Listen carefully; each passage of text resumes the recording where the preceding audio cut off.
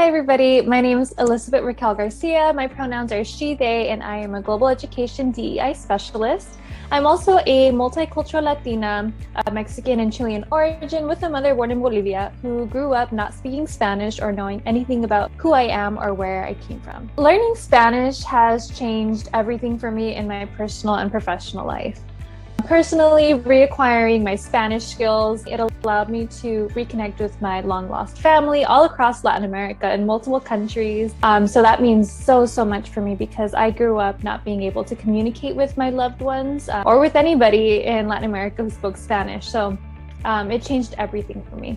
And professionally, I'm a global education DEI specialist. So I work with folks all around the world, particularly in Latin America, particularly in Mexico and Chile. So it's given me the opportunity to also pursue this international career, both in English and Spanish. So it's opened up so many really great doors.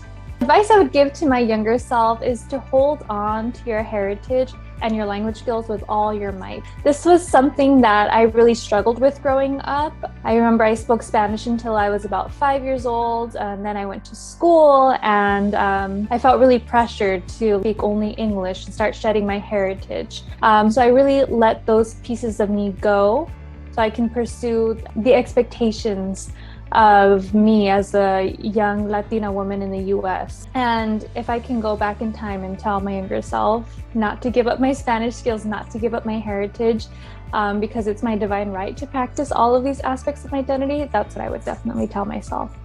I think that all historically underserved folks should definitely care about learning other languages, because learning another language will open up a world of opportunities that might not be readily accessible to you in the US because of the discrimination you might face. And I know that this is the case because this was my experience as well. Learning a different language can open up a whole new world and opportunity for folks in different countries who will recognize your value more than it's recognized in the US. My favorite language resources are the other people who speak this language, particularly locals, because they're the best people to learn and practice with and from.